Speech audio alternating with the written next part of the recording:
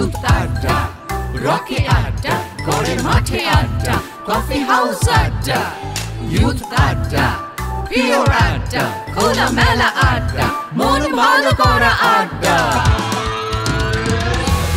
Youth আড্ডা, youth আড্ডা, youth আড্ডা। লেখাপড়া খেলাধুলা সবকিছুতে থাকি আমরা, সব কুল আর সবকেও রাখি। পঞ্চকবি মনে রেখে বাংলা ব্যান্ড শুনি, বাড়িয়ে দিলে হাত আমরা বন্ধু হতে জানি। ইউথ আড্ডা, ইউথ আড্ডা, ইউথ আড্ডা।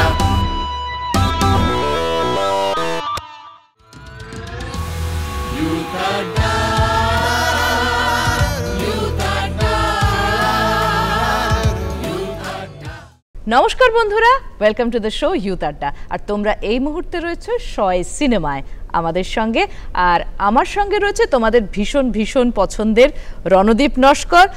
রণদীপ এরই মধ্যে তোমাদেরকে কিন্তু সিনেমা নিয়ে বিভিন্ন রকম ইনফরমেশন দিয়ে দিয়েছে, আমরা প্রায়ই ওর আলোচনা শুনছি, এবং এর আগে কিন্তু আমরা ফেলুদাকে নিয়ে একটা পর্ব করে এসেছি, এবং ফেলুদার 60 বছর হয়ে গেল, কিন্তু ফেলুদার রিটায়ারমেন্ট নেই। ফেলুদার রয়েছে, ফেলুদার বয়স বাড়ে না, আর ফেলুদার 60 বছর মানে রিটায়ারমেন্টের এজ নয়, মানে এখনো আমাদের মনে উনি একইভাবে রয়েছেন, একইভাবে থাকবেন আরো অনেক বছর, তাই না? ফেলুদা বললেই যে সিনেমাগুলো প্রথমেই মনের সামনে আসে বলো, সোনার কেল্লা, জয় বাবা ফেলুনাথ, সত্যজিৎ রায়ের পরিচালনায়। সোনার কেল্লা নিয়েই বলি, সোনার কেল্লা কিন্তু আমার ব্যক্তিগত পাঠে এটাকে ডিটেকটিভ ছবি বলে মনে হয়নি, এবং সেই তুলনায় জয় বাবা ফেলুনাথ অনেক বেশি ডিটেকটিভ ছবি, থ্রিলার ছবি বলা যায়। সোনার কেল্লায় মোটামুটি উনি তিন বন্ধুকে নিয়ে, মানে তিন বন্ধু মানে দুই বন্ধু যাচ্ছে এবং তাদের আরেকজনের সঙ্গে আলাপ হচ্ছে, প্রথম জটায়ুর সঙ্গে দেখা হচ্ছে। তো এই তাদেরকে নিয়ে একটা অ্যাডভেঞ্চার ছবি তৈরি করতে চেয়েছিলেন, এবং জয় বাবা ফেলুনাথে উনি একটা থ্রিলার বানিয়েছেন। আমার কাছে এই দুটো ছবি দুটো কারণে গুরুত্বপূর্ণ। সোনার কেল্লায় ফেলুদা এবং তোপসের সঙ্গে জটায়ুর আলাপ হচ্ছে, এবং জয় বাবা ফেলুনাথে এই তিনজনের মুখোমুখি হচ্ছেন একদম লেখকের ঘোষণা করে দেওয়া ধুরন্ধরতম প্রতিদ্বন্দ্বী মগনলাল মেঘরাজ। এইরকম একজন ভিলেনকে পর্দায় নিয়ে আসার লোভ সামলানোটা সহজ নয়। আমার মনে হয় সত্যজিৎ রায় নিজেও চেয়েছিলেন মগনলাল মেঘরাজকেই পর্দায় নিয়ে আসতে।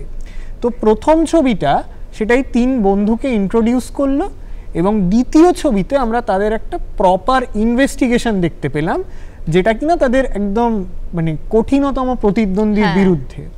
যত কাণ্ড কাঠমান্ডুতে ছিল, তারপরে তোমার গোলাপী মুক্তা রহস্য ছিল, কিন্তু এখানেও মগনলাল ছিলেন। কিন্তু এই দুটোকে ছবি করতে গেলে মগনলালের ভার কমে যেত, কারণ আমরা তার ইন্ট্রোডাকশনটা দেখতে পাচ্ছি না, যেটা ওখানে যখন আঙ্কেল বলে যখন সম্বোধন করছেন, তখন কিন্তু আগের রেফারেন্সটা আমাদের চলে আসছে, এবং সেখানে কেন জটায়ু ভয় পাচ্ছেন, যখন মানে ওরা যখন হোটেলে গিয়ে দেখছে, তার আগে তো উনি জানাননি, যখন গিয়ে দেখছে আঙ্কেল বলে যখন ডাকছেন, সেই যে ইন্ট্রোডাকশনটা তার আগের পর্বটা না থাকলে বোঝা যাবে না। আমি জানি না এরপরে সত্যজিৎ রায়ের আরো ফেলুদা ছবি বানানোর ইচ্ছে ছিল কিনা, উনি তো তারপরেও আরো ছবি করেছেন, কিন্তু ফেলুদা নিয়ে আর সেভাবে বড় পর্দায় বা কোথাও কাজ করেননি, লিখেছেন শুধু। কিন্তু জানি না এরপরে ছবি করলে সেটা আরো, যেটা আগের পর্বেও বলছিলাম, এই ত্রয়ী এবং মগনলাল মেঘরাজ সেই ছবিতে থাকলে এই চারজনের বিবর্তন কিরকম হতো, সত্যজিৎ রায়ের ছবিতে কিরকম হতো, সেটা দেখার খুব আগ্রহ আমার ছিল।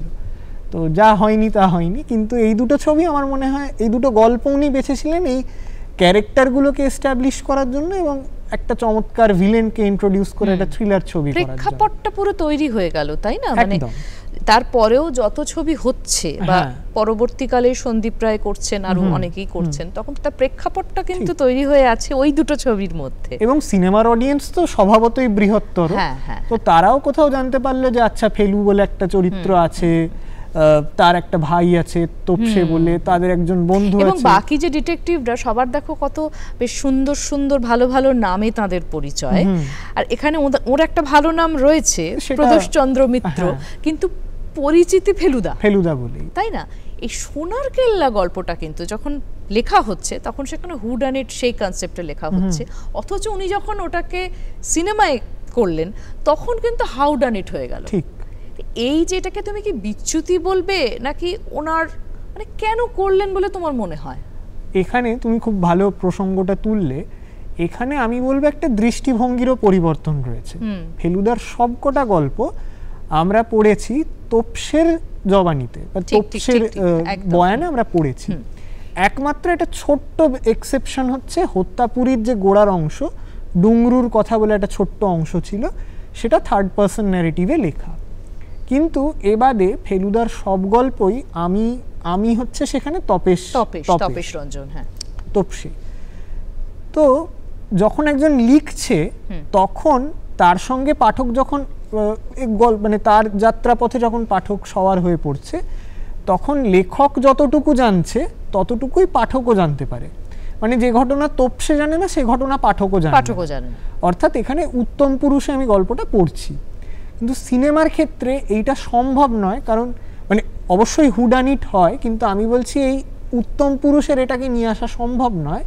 তার কারণ ক্যামেরা কিন্তু একটা থার্ড পার্সন মানে দৃষ্টিভঙ্গি নিয়ে আসছে।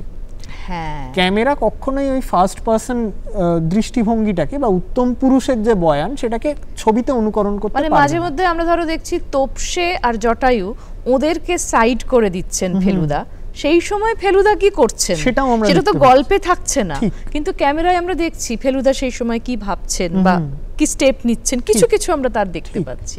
মানে এখানে আগে হচ্ছে যে দর্শক এবং তোপসে অর্থাৎ গল্পের কথক তারা কিছুটা অন্ধকারে থাকতো, তাদের সেই অন্ধকারে আলোকপাত করতেন প্রদোষচন্দ্র মিত্র ফেলুদা, রহস্য ভেদ করতেন যখন। এখন আমরা দেখতে পাচ্ছি যে ফেলুদা এবং তার সহকারী, এবং উল্টোটাও সত্যি যে তাদের বিপরীতে যারা রয়েছেন তারাও আবার এদের কথা তারা কি করছে অতটা আন্দাজ করতে পারছে না, আন্দাজ করছে সেই মতো ব্যবস্থাও নিচ্ছে কিন্তু জানতে পারছে না।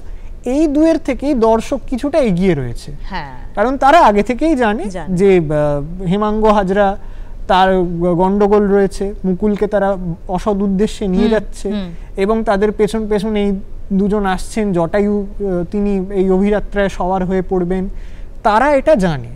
সেই জন্যই আমি বলছি যে সোনার কেল্লা গল্পটা শেষ অবধি আর ডিটেকটিভ কাহিনী থাকেনি, মানে এখানে ডিটেকশনের জায়গাটা খুব কম। এটা একটা অ্যাডভেঞ্চার ছবি যার মধ্যে আমরা আগের পর্বে বলছিলাম যে ওয়েস্টার্ন ছবির উপাদান চলে এসছে, যার মধ্যে ওই রকম একটা উটের পিঠে দৌড়ানো রয়েছে, যার মধ্যে একটা প্রচন্ড রোমাঞ্চকর অ্যাডভেঞ্চার রয়েছে, একটা শিহরণ জাগানো যাত্রা রয়েছে, কিন্তু তার মধ্যে যে ডিটেকশনের সূক্ষ্মতা সেইটা কোথাও গিয়ে সত্যজিৎ রায় সচেতনভাবে পরিহার করেছিলেন। তার মনে হয়েছিল যে গল্পটা আমি ফিল্মে এইভাবেই আনতে পারি।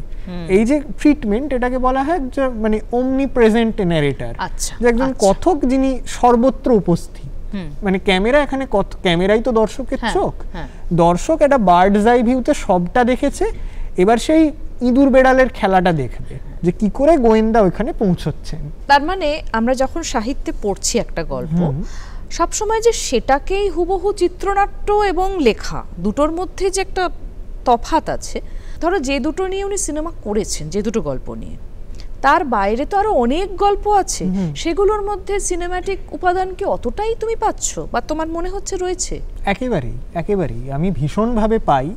এবং তুমি তার আগে যে একটা ছোট্ট প্রশ্ন করলে যে চলচ্চিত্রের ভাষা এবং সাহিত্যের ভাষা কতটা আলাদা হবে, এটা আমরা তো সত্যজিৎ রায়ের অন্যান্য কাজেও দেখব। মানে উনি সারা জীবনে যা ছবি করেছেন তার সিংহভাগই সাহিত্য নির্ভর ছবি, এবং সেখানে উনি মূল টেক্সটকে ছবিতে মূল টেক্সটের আমেজটা অক্ষুণ্ণ রেখে চলচ্চিত্রে সেটাকে একটু মানে তার মতো করে গড়ে পিতে নিয়েছেন।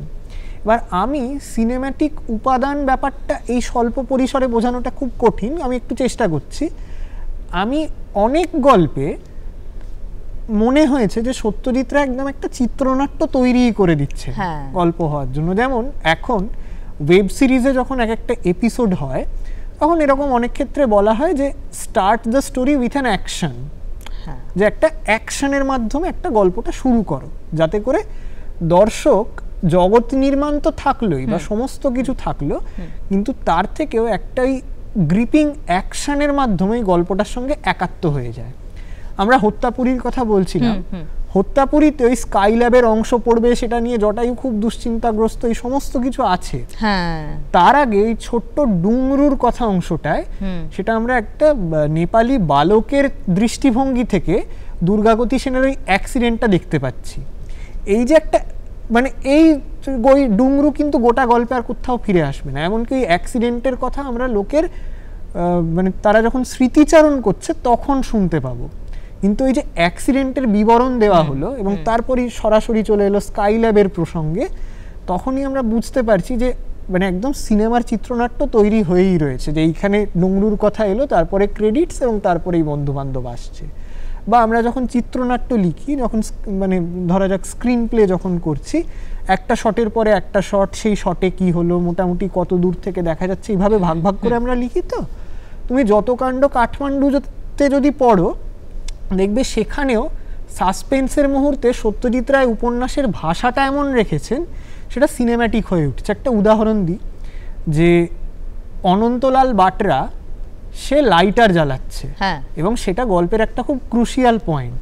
সত্যজিৎ রায় ওটাকে একটানা না লিখে একটা বাক্যকে পরপর লিখলেন, মানে একটা লাইন একটা বাক্য, তারপরের লাইনে আবার পরের বাক্য। লেখাটাকে বিলম্বিত করে উনি সাসপেন্স তৈরি করছেন, ঠিক যেভাবে সিনেমায় শর্ট চেঞ্জ করে করে তৈরি হয়। আচ্ছা, জয় বাবা ফেলুনাথ এই নামটা বললে আমাদের সামনে কতগুলো ছবি আসে। প্রথমত ফেলুদা তো বটেই, এবং ফেলুদা বললেই তার সঙ্গে হচ্ছে তোপসে জটায়ু, মানে এই ত্রয়ীটা তো আমাদের, মানে ফেলুদাকে আমরা যেন তোপসে জটায়ু ছাড়া ভাবতে পারি না। এছাড়া সঙ্গে সঙ্গে বেনারসের অলিগলি, এবং সেখানে সে কোথায় কাকের ডাকটা পাওয়া যাবে, কোথায় একটা গরু চলে যাবে, মানে এই প্রত্যেকটা ডিটেলস, মানে সত্যজিৎ রায় যেভাবে সেটাকে ধরেছেন ক্যামেরায়, এবং যখন চলে যাচ্ছে সে একটা ভটভটি এরকম ভটভট করে, মানে এই যে প্রত্যেকটা ছবি। এবং তারপরে হচ্ছেন মঙ্গললাল মেঘরাজ, উৎপল দত্ত, মানে এটা তো মানে আইকনিক, সত্যি আইকনিক। তারপরেও আমরা তো মানে টিভিতে পেয়েছি, কিন্তু ওই যে ছবিটা বসে আছে, এবং মাছলি বাবা মনু মুখোপাধ্যায়, হ্যাঁ, এই যে এই ছবিগুলো পরপর আসছে, এটাকে নিয়ে একটুখানি আমি তোমার বিশ্লেষণটা একটু জানতে চাইবো। তোমার কিভাবে তুমি দেখো, কিভাবে তুমি ভাবো এটা নিয়ে? হ্যাঁ, জয় বাবা ফেলুনাথ আমার কাছে ছবিটা তার কাঠামোর জন্য খুব ইন্টারেস্টিং। মানে ধরো আমরা মানে যারা জয় বাবা ফেলুনাথ দেখেছি তারা তো জানি গল্পের শেষে কি হবে, সিংহ কোথায়, মানে গণেশ কোথায় আছে, এবং মছলি বাবা আসলে কে, এগুলো আমরা সবই জানি। কাজেই গল্পের শেষে তো খুব চমক অপেক্ষা করে নেই। কিন্তু সে তার সত্ত্বেও ছবিটা আমাদের এত উপভোগ্য লাগে, তার কারণ ছবিটার ফর্ম বা ছবিটার স্টাইল। মানে এই যে তুমি বেনারসের কথা বলছিলে, বেনারস শহরটা সেটা তো একটা গোলক ধাঁধার মতো, মানে কোন গলি গিয়ে কোথায় মিশেছে, বিখ্যাত গলি, এবং এক ঘাট থেকে আরেকটা ঘাটে চলে যাওয়ার ভেতর দিয়ে রাস্তা রয়েছে, সব মিলে এটা ভুলভুলাইয়ার মতো।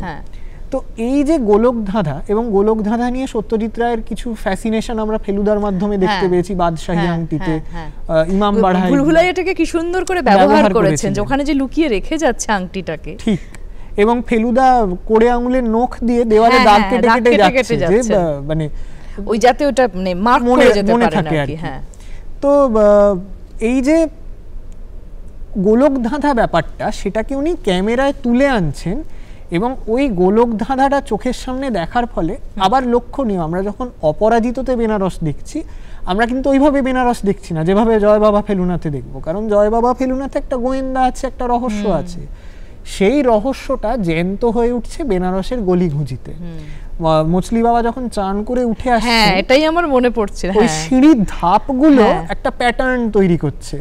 মগনলাল মেঘরাজের বাড়ি যাওয়ার সময় সরু গলিতে তিনজন যখন হেঁটে যাচ্ছে, তখন আমাদের মনে হচ্ছে যে কোন গহ্বরে গিয়ে পড়ছেন এই তিনজন। এবং তারপরে ওই যে দরজাটা, ওই বড় দরজা, এবং তার সামনে দুদিকে ছবি আঁকা, সিপাহীর ছবি আঁকা, মানে ওইগুলো একটা। এবং তারপরে যখন ওই বড় ওই দরজাটা দিয়ে ঢুকছে ভেতরে, যখন উঠে যাচ্ছে সিঁড়িটা দিয়ে, পুরো অন্ধকার, এবং ওখানকার বাড়িগুলো ঠিক ওইরকম, মানে ঢুকলে ওইরকমই অন্ধকার গলির মধ্যে দিয়ে আবার যেতে হয়, কোথায় যাব জানি না। জয় বাবা ফেলুনাথে উনি বেনারস শহরের যে ভূগোলটা, সেটাকে এই রহস্যের সঙ্গে চমৎকার মিশিয়ে দিয়েছিলেন।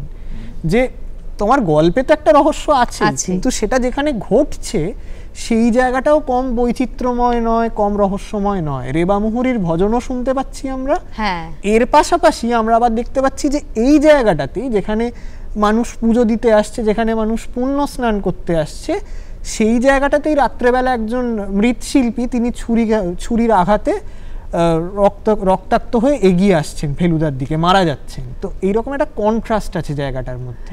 এই ছবিতে আমাদের কাছে নতুন চরিত্র দুজন, মগনলাল মেঘরাজ এবং মছলি বাবা। এত ওয়েল রিটেন দুটো চরিত্র, উপন্যাসে তো আছেই, কিন্তু তাদেরকে অভিনয় দিয়ে এমন জীবন্ত করে তুলেছিলেন এই দুজন অভিনেতা। মনু মুখোপাধ্যায় পরে স্মৃতিচারণ করেছেন যে সংলাপ তো সেভাবে ছিলই না। তুমি ভাবো স্নান করে যখনই উঠছেন ওই বাড়িটার মধ্যে ঢুকছে, ওই যে কাশতে কাশতে, মানে স্নান করে উঠেছেন কাশতে কাশতে ঢুকছেন, ঢুকে এবং কতটা সময় কোনো সংলাপ নেই কারোর কোনো সংলাপ নেই। ওই পেছন থেকে দেখছেন ফেলুদা এবং উনি হেঁটে আসছেন, ঢুকছেন, মানে বেরিয়ে যাচ্ছেন আবার, মানে কোনো সংলাপ নেই, অথচ কি বাংময় হয়ে উঠেছে। একদম। এবং ওইখানে মনু মুখার্জি এত ভালো অভিনয় করেছিলেন, শোনা যায় সত্যজিৎ রায় শটের পর নিজে চাদর খুলে ওকে মানে গা গরম করার ব্যবস্থা করে দেয় আর কি। তো এটা তো বিশাল ব্যাপার, সত্যজিৎ রায়ের কাছ থেকে এই ব্যাপারটা আসছে। মানে ভালো অ্যাডাপ্টেশনে সাহিত্য এবং সিনেমা দুটোরই মেজাজটা অক্ষুণ্ণ থাকে। মানে বই থেকে ছবিটা তৈরি হয়েছে, কোথাও গিয়ে মনে হয় না যে বইয়ের সঙ্গে তো মিলছেই না। বইয়ের সঙ্গে হুবহু না মিললেও মানে তার মেজাজটা অক্ষুণ্ণ রাখাটাই সিনেমার কাজ। মানে বইয়ের সঙ্গে হুবহু মেলাটা কাম্যও নয়। সত্যজিৎ রায় কিছুটা বিচ্যুত হয়েও সিনেমাটা এত যত্নে তৈরি করেছেন, এত সুচিন্তিত, সুপ্রযুক্ত, কাজে একটা আইকনিক ছবি হয়ে রয়ে গেছে। ফেলুদা বললে চোখের সামনে ওই যে সৌমিত্র চট্টোপাধ্যায়, সিদ্ধার্থ চট্টোপাধ্যায় এবং সন্তোষ দত্ত, এই একটা ট্রায়ো একদম সবসময় আমাদের চোখের সামনে ধরা পড়ে। কিন্তু তারপরে চিরকাল তো মানে তপেশেরও তো সেই সময় মানে যিনি অভিনয় করছেন বয়স বেড়েছে, অথচ তপেশের বয়সটা তো বাড়েনি, তপেশের বয়সটা রয়ে গেছে। তো এই যে কাস্টিং গুলো নিয়ে, এগুলোকে নিয়ে তুমি কি বলে? পরবর্তীকালেও তো আবার তৈরি হয়েছে ফেলুদা, সেই কাস্টিং নিয়ে তুমি কি বলবে? হ্যাঁ, তো দেখো যেটা বললাম আগের পর্বেও কিছুটা বলছিলাম যে লেখক যখন নিজেই ছবিটা বানাচ্ছেন, তিনি যখন কাস্ট করছেন, তার মানে সেই কাস্টিংটা নিয়ে মোটামুটি এক প্রকার নিঃসংশয় থাকা চলে। এবং যাদেরকে ভেবে উনি লিখছেন, ছবি আঁকছেন, একমাত্র বোধহয় তপেশের ক্ষেত্রে উনি আগে থেকে, তপেশের কাস্টিংটাও খুব মজাদার। মানে সিদ্ধার্থ চ্যাটার্জি পাঠভবনে পড়াশোনা করতেন, তো ওর এক মাস্টার মশাই একদিন সত্যজিৎ রায়ের কাছে ওকে নিয়ে যান। তো সেদিন লোডশেডিং ছিল, ওই দীর্ঘদেহী মানুষটা উনি বলেছিলেন যে তুমি সিনেমায় অভিনয় করবে। তখন উনি একটু মানে দোনমনা হচ্ছেন যে সামনে পরীক্ষা আছে, বাড়িতে রাজি হবে কিনা। আচ্ছা আমি তোমাকে গল্পটা বলছি, কিছুটা শোনো। ওই তোমার একজন দাদা আছে, সেই দাদার সঙ্গে তুমি একটু রাজস্থানে যাবে, সেই দাদা তোমার বেড়াতে গিয়ে তোমাদের নানা রকম অভিজ্ঞতা হবে, তার কোনোটা একটু বিপদ হবে, এরকম করে উনি গল্পটা বলেছেন। এবার তার মধ্যে কিন্তু ওই রহস্য, মানে অত ইন্টারেস্টিং ব্যাপারটা বোঝা যায়নি তখনও। তার থেকে না, মানে উনি একজন কিশোরকে তার মতো করে গল্পটা বলছেন, যে একটা একটা অ্যাডভেঞ্চার ছবি, যেটা সোনার কেল্লার ক্ষেত্রে বললাম, যে ওটাকে উনি ডিটেকটিভ ফিকশন হিসেবে ছবিটা করেনি, এটা অ্যাডভেঞ্চার ছবি করেছিলেন, যে একজন দাদা এবং ভাই তারা বেড়াতে যাচ্ছে, তারপরে কি হচ্ছে। তো সেই কাস্টিংটা তো একরকম রয়েছে। এবার সেখানে ওই দুটো ছবিতেই আমরা এই ট্রায়োকে পেয়েছি।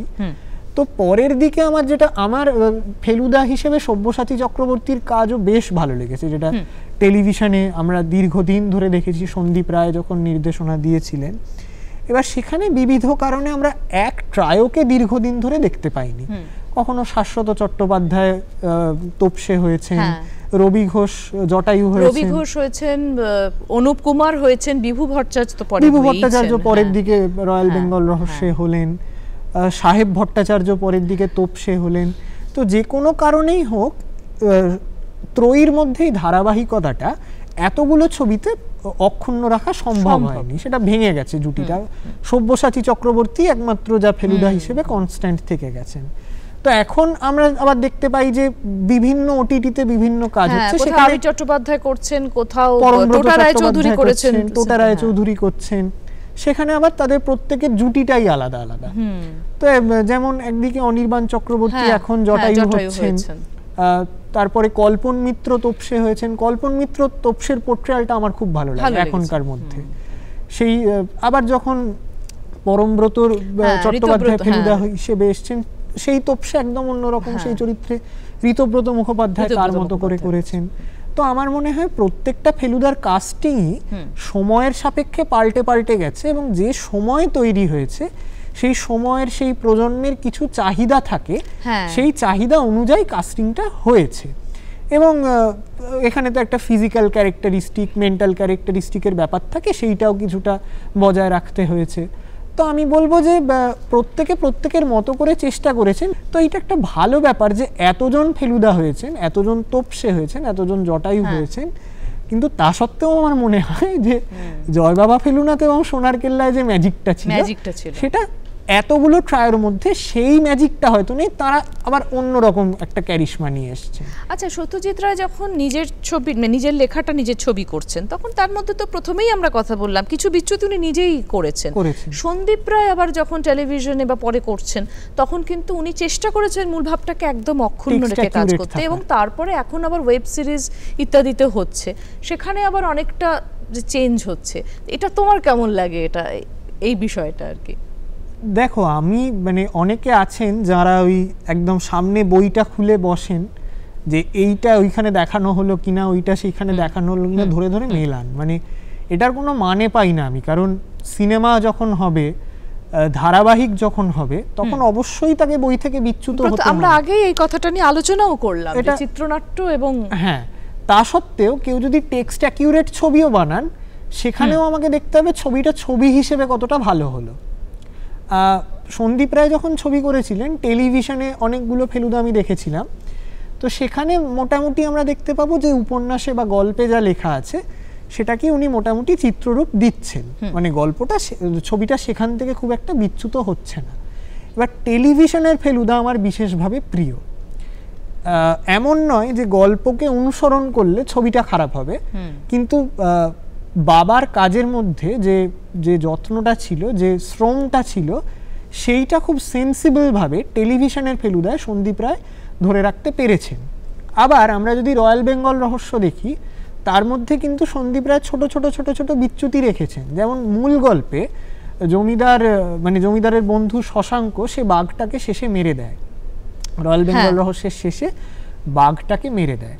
কিন্তু 2012 সালে যখন সন্দীপ রায় ছবিটা করছেন, তখন বাঘ এমনি একটা বিপন্ন প্রজাতি, এবং তাকে তো শুধু শুধু জঙ্গলে গিয়ে তাকে মারার কোনো মানে হয় না। সে জঙ্গলে জঙ্গলটাই তার বাড়ি, সে মানুষ ওখানে গিয়ে পড়লে সে তো খুব স্বাভাবিকভাবেই থ্রেটেন ফিল করবে। তো তাকে মারাটা কোথাও যেন সেই জন্তুটার প্রতি একটা অবিচার করা হয়। তাই সন্দীপ রায় ওখানে একটা বিচ্যুতি ঘটান, যে ওখানে বাঘটাকে মারা চলে গেল আর কি। সে বাচ্চা কাচ্চা হালুম পর্যন্ত তো ছিল, ছিল, এবং বিভু ভট্টাচার্য বলছেন হালুম পর্যন্ত তো ছিল, সংজ্ঞা হারিয়ে ফেলে। তারপরেও যদি সংজ্ঞা না হারাই, তো সংজ্ঞা জিনিসটা আছে কি করতে। রণদীপ, তোমাকে অনেক অনেক ধন্যবাদ। এবং রণদীপের মতো, রণদীপ যেরকম এর আগেও যে ফেলুদাকে নিয়ে আমাদের পর্ব হয়েছে সেখানেও বলেছিল, এবং আজকেও বলেছে যে 2025 সালে ফেলুদা যখন আসছেন তখন তার আরও কীরকম প্রাসঙ্গিকতা হয়, সত্যজিৎ রায় যদি আরও ছবি করতেন কীরকম প্রাসঙ্গিক করে তুলতেন, এটা জানার ওর যেমন ইচ্ছে রয়েছে, আমাদের মতো ইচ্ছে রয়েছে, এবং চাইবো ফেলুদাকে নিয়ে আরও অনেক কাজ হোক। বন্ধুরা, সঙ্গে থেকো, খুব ভালো থেকো, আর দেখতে থাকো ইউথ আড্ডা। নমস্কার। স্বল্প একটু গল্প হলে দিনটা জমে ক্ষীর, শহর থেকে পালিয়ে করি ইনস্টাগ্রামে ভিড়, পায়ে পায়ে কাছে দূরে ব্লগ করি ঘুরে, লক্ষ্য ভেদ করে ফেলি স্বপ্নগুলো জুড়ে। ইউথ আড্ডা, ছুটির আড্ডা, পথে ঘাটে